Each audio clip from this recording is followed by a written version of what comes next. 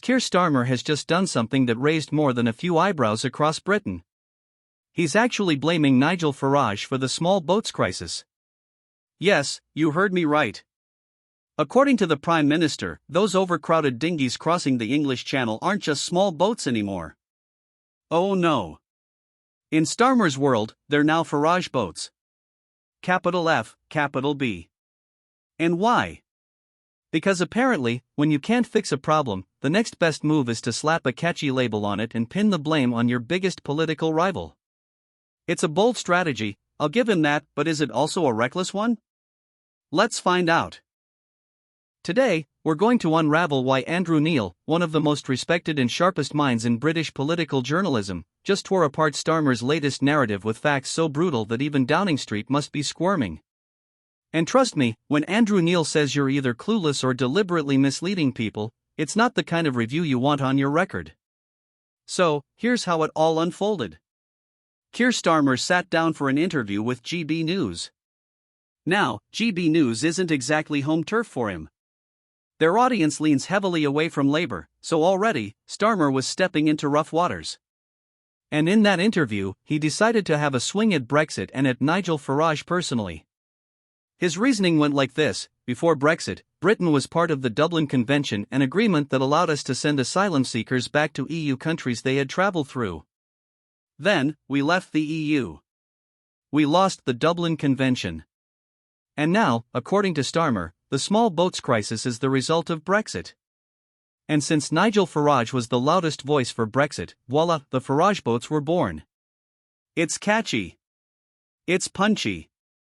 It's political theater. But is it true? Not even close. This is where Andrew Neil enters the story.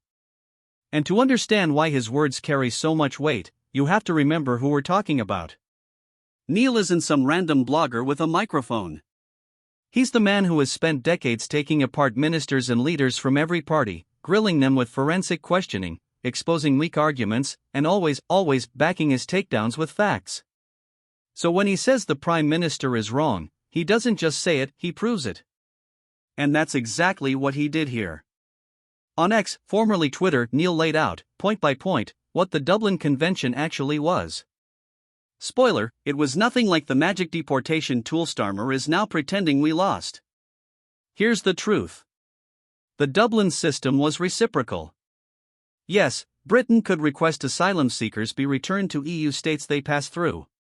But, and this is the part Starmer conveniently skipped, EU countries could also ship their asylum seekers back to us. It was a two-way street, not a one-way ticket out. And here's the kicker, Britain was a net recipient under this deal. We actually ended up taking in more asylum seekers through Dublin than we ever managed to send back. Let's put some numbers on that, because this is where it really sinks in. Take 2018, for example.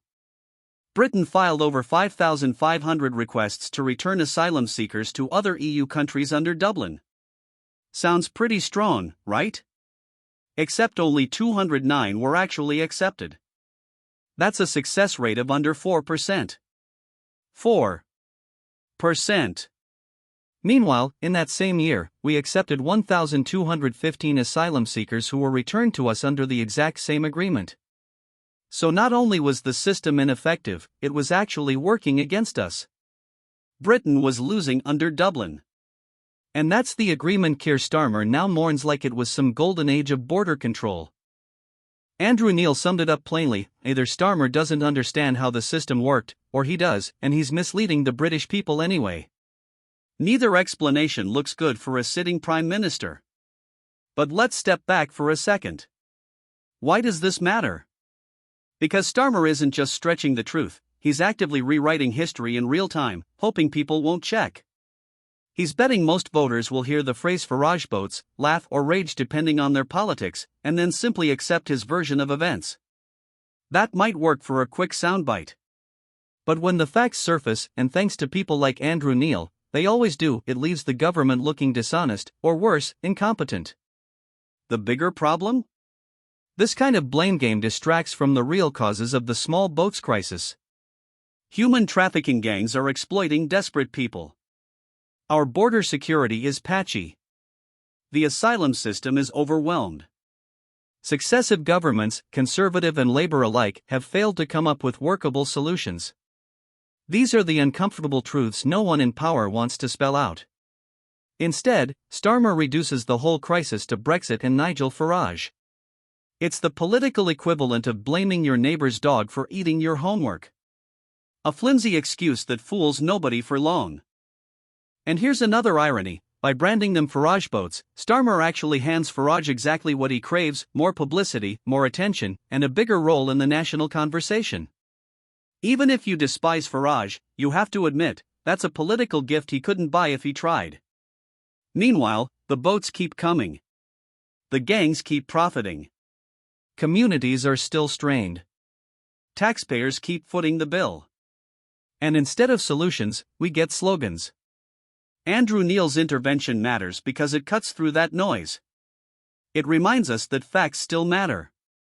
That politicians don't get to rewrite history without challenge. And that leadership means taking responsibility, not playing the blame game. So here's where we're left: the Prime Minister coins a new slogan, the facts don't add up, and the crisis itself rages on. It's not about whether you love or loathe Nigel Farage. It's not even about whether you voted Leave or Remain. It's about whether Britain is capable of having an honest, serious debate about border security, or whether we're doomed to keep recycling the same political games while nothing changes. And that leads me to you. What do you think? Do you believe Starmer's Farage boats claim was just cheap political theater, or do you think he genuinely misunderstands the Dublin Convention? And more importantly, if neither Labour nor the Tories have real answers, who will finally step up with a solution that actually works?